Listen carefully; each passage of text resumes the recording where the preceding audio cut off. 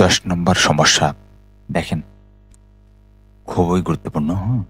10 নম্বরে বলতেছে একটি রম্বসের পরিসীমা 180 সেন্টিমিটার এবং ক্ষুদ্রতম কর্ণটি 54 সেন্টিমিটার হলে অপর কর্ণ এবং ক্ষেত্রফল নির্ণয় করো।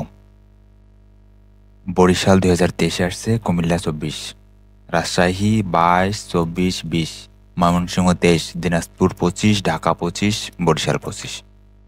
তাহলে এখন বুঝেন এর গভীরতা কত দূর, কতটা ইম্পর্টেন্ট। ওকে, আসেন আমরা সমাধান দেখি। আচ্ছা, তথ্য দেওয়া আছে দুইটা, একটা রম্বসের পরিসীমা 180 আর ক্ষুদ্রতম কর্ণ 54, আর অপর কর্ণ এবং ক্ষেত্রফল নির্ণয় করতে হবে। আমরা যদি একটা চিত্রের মাধ্যমে ব্যাপারটাকে দেখি, এই হচ্ছে একটা রম্বস।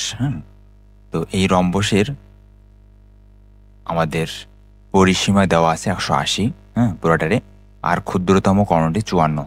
কর্ণটি এখানে দুইটা, তো এটা হচ্ছে কি ক্ষুদ্রতম কর্ণ। এইটার দৈর্ঘ্য দেওয়া আছে আমাদের 54। এখন আমাদের অপর কর্ণ অর্থাৎ এই কর্ণটার ক্ষেত্রফল আমাদের বের করতে হবে, সাথে কর্ণটার দৈর্ঘ্য আমাদের বের করতে হবে, বৃহত্তর কর্ণটার, আর ক্ষেত্রফলের বের করতে হবে। ঠিক আছে, চলেন আমরা শুরু করি। রম্বসের পরিসীমা সমান 180, বাহুর দৈর্ঘ্য 180/4 সেন্টিমিটার। রম্বসের 4টে বাহুর যোগফলই হচ্ছে তার পরিসীমা। ঠিক আছে, তো আর বর্গের মতো এই রম্বসের কিন্তু প্রত্যেকটা বাহুই সমান। ঠিক আছে, কিন্তু বর্গ সব দিক থেকে, আর এটা একটু এই যে কোনাকুনি এরকম, মানে বর্গের কর্ণগুলো সমান আর এর কর্ণ দুইটা হচ্ছে অসমান, এই হচ্ছে তফাৎ। তো সবগুলো বর্গ যেহেতু সমান, তাই আমরা একটা বাহু বের করার জন্য এর পরিসীমাকে 4 দ্বারা যদি ভাগ করি, তাহলে একটা বাহুর দৈর্ঘ্য পাচ্ছি 45 সেন্টিমিটার করে। এখন রম্বসের কর্ণদ্বয় পরস্পরকে সমকোণে সমদ্বিখণ্ডিত করে। এই কথাটার মানেটা হচ্ছে যে রম্বসের এই যে দুটো কর্ণ, এই কর্ণটাকে সমান 2 ভাগে বিভক্ত করবে, আবার এই বড় কর্ণটা এই ছোট কর্ণটাকেও সমান 2 ভাগে বিভক্ত করবে, এদিকে 1 ভাগ এদিকে 1 ভাগ। এটা হচ্ছে প্রথম কথা। আর দ্বিতীয়ত কথা হচ্ছে যে এই রম্বসের এই কর্ণ, মানে এই কর্ণের অর্ধেক অংশ আর এই কর্ণের অর্ধেক অংশ, এই দুইটা মিলে এখানে একটা সমকোণ তৈরি করছে। তো এই কথাটা এখানে বোঝাচ্ছে যে রম্বসের কর্ণদ্বয় পরস্পরকে সমকোণে সমদ্বিখণ্ডিত করে। এই যে সমকোণে, এই যে এখানে যে কোণটা তৈরি হয়েছে, এটা যে একটা সমকোণ।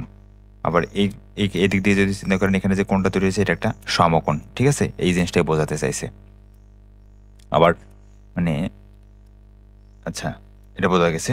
এখন একটি কর্ণের অর্ধেক, আচ্ছা ক্ষুদ্রতম কর্ণটা কত? 54 বলছে, তাই না? তাহলে একটি কর্ণের অর্ধেক হচ্ছে 54/2, তাহলে 27 সেন্টিমিটার।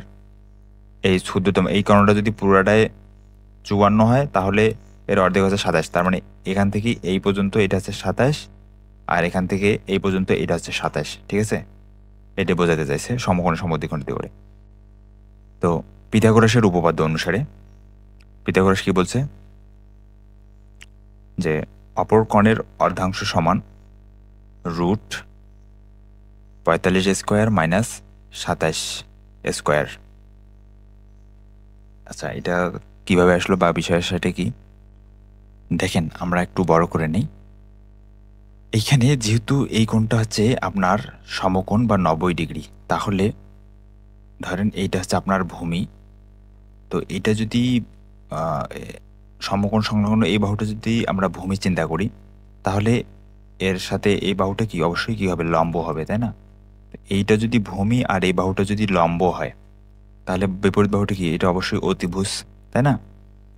তাহলে আমরা পিথাগোরাসের সূত্র অনুযায়ী কি জানি বলেন তো? অতিভুজ স্কোয়ার সমান লম্ব স্কোয়ার প্লাস ভূমি স্কোয়ার। এখন এখানে আমাদের কি দরকার বলেন? আমরা এই যে এই বাহুটা, এটাও কিন্তু 27 পাইছি, আর এই যে অতিভুজ আমরা যেটাকে বলতেছি, তো এই অতিভুজকে আমরা বের করছি, কিন্তু মান কিভাবে বের করলাম?